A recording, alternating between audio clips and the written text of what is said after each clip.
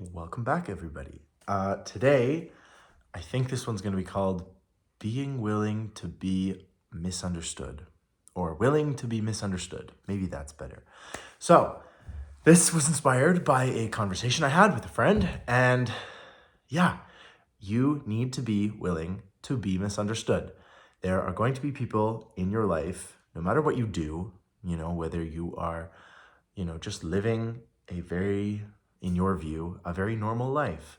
There are going to be people who don't understand you and who don't want to understand you. And you have to be willing to be misunderstood, for them to not get it. Some people just won't get it. They can't see things from other people's perspectives.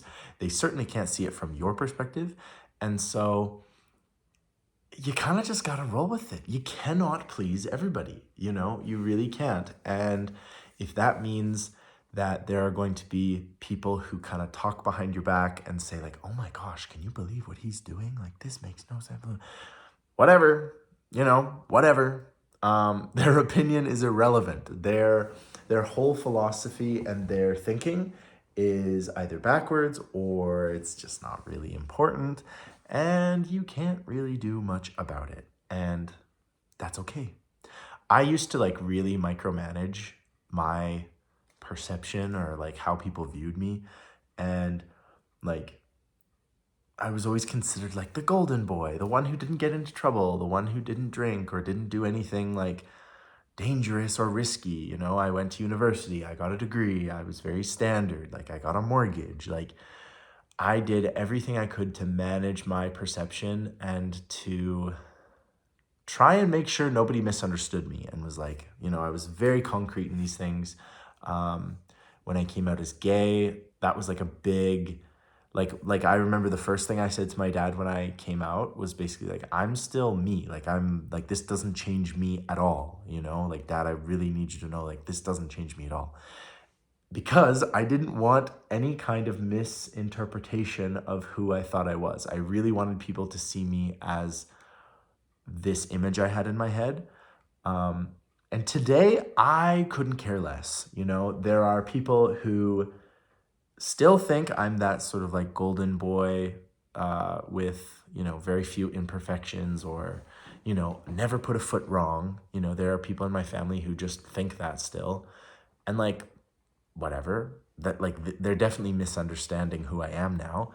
There are people who think that I am like the great corrupter. I'm this horrible person who like a few of my friends' parents really didn't like me and probably still don't like me. And sorry, like it's not my fault. But you have to be willing to be misunderstood, because by doing that, you don't have to worry so much about other people. You don't worry about them at all. And it gives you this freedom to really explore who you want to be and allow you to do what you want to do without this perception of like, oh gosh, like, what do I do? Like a good example of this is kind of how I've started working on social media.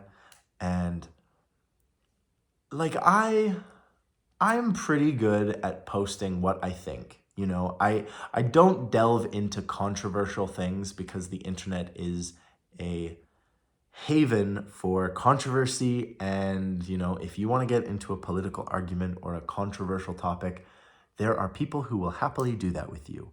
But it's really not my speed. I much prefer talking about spirituality, the struggles of being gay, the intricacies of being a young person in 2023. I like connecting with people. I like encouraging and motivating. I love the positivity. I follow a bunch of other positivity influencers and spirituality gurus and people like that because I feel like they make my day better and I just enjoy that a lot more.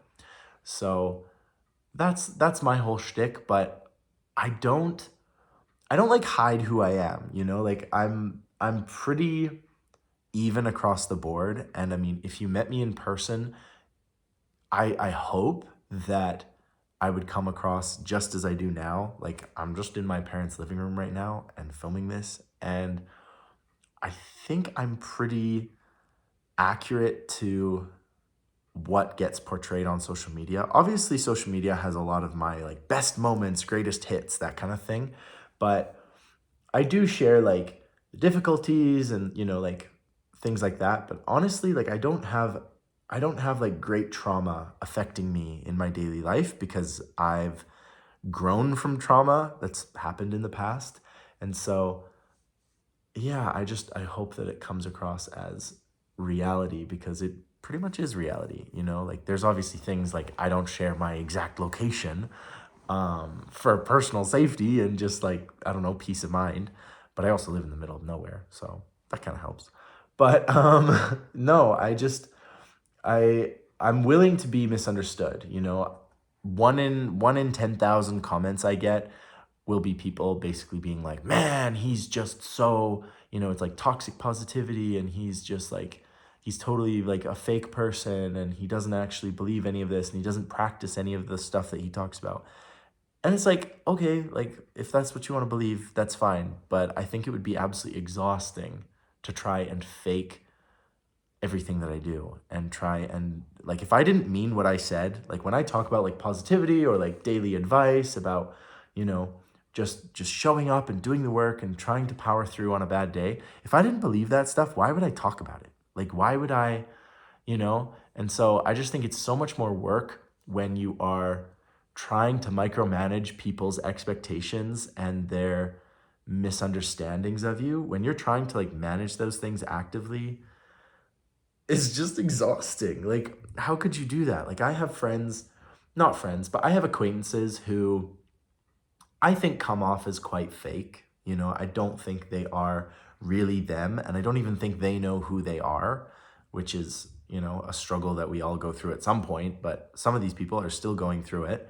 And like I try and treat them with positivity and honestly I try and avoid them a lot. But when a situation arises, like I'm not gonna call them out. I'm not gonna be rude. I'm just going to like handle it as I can and just enjoy being with the people I want to be with. Um, but I'm willing to be misunderstood and I'm totally fine with people completely interpreting me in some way or another. I've had a few experiences where people will sort of confront me and be like, like you seem like you're full of shit. And I'm like, okay, well that's cool. Good for you. I don't think I'm full of shit and your opinion is irrelevant to me. So I think that's the way you want to be. There is an awful lot of talk on social media about learning to not care what other people think. And like it's a big topic, right? Like it's definitely like a contentious thing and half of the people tend to be like, no, you need to care what they think, and the other half are like, no, it doesn't matter, like just live your truth, live what you want to do. So I guess you get to decide what you'd like to do, but I think the people who don't care what other people think have a much more enjoyable life. If you're someone who can develop strategies to just be like, you know what, I don't care what these people think, I'm just gonna like, I want to wear bright pink Crocs. I would never wear Crocs, but if you want to do that and you don't care what people think, that's awesome. I don't like them for a style reason, but that's just me. That's just me. I'm not gonna judge you. Lots of my friends have Crocs, I swear. But seriously, being misunderstood, like you will always be misunderstood. And so I guess like the title of this video, Willing to Be Misunderstood, it comes down to like, you will always be misunderstood. No matter how you micromanage people's perceptions, no matter how much you take the time to carefully curate every photo you put on Instagram, every video you post, every interaction you have with friends and family, every email you send to your grandparents, like no matter how much you try and control all of that stuff, they are going to have a perception of you that is not real, right? Because at the end of the day, who you are is very different from person to person. And so, your brother or your sister will have a very different opinion of you and who you are than, say, your parents or your grandparents or a close family friend. Like there's going to be things that people will take away from experiences with you and from interacting with you that maybe they'll take it further in their brain and they're going to overthink it and you're going to overthink it, and so then the misunderstanding comes out and suddenly they think that you're a different person and that you are not the person they used to know, or that you've changed or whatever. And being willing to just be like, okay, like if that's what you think, like cool. Like you're entitled to your opinion and I'm entitled to my self-identity. So I don't know. I think it's interesting, but be willing to be misunderstood is basically the moral of the story. And yeah, let me know what you think. And I hope you're having a beautiful day. Also here, I'm gonna show you something. Now the video is like basically over. So I'm staying at my parents' place, and so Lily, one of our dogs, is really not supposed to be on the bed, but my parents have been gone for less than 24 hours, and she's basically moved in. Haven't you? Hey, how you doing, Dills? Yeah, you've basically moved in here. So yeah, that's what I'm dealing with right now, which is like the diva herself. She almost like blends in. She kind of looks like that blanket there. Anyway, let me know what you guys think about being misunderstood and this whole concept, because it's interesting to me. And I hope you're having a beautiful day, and I will talk to you tomorrow.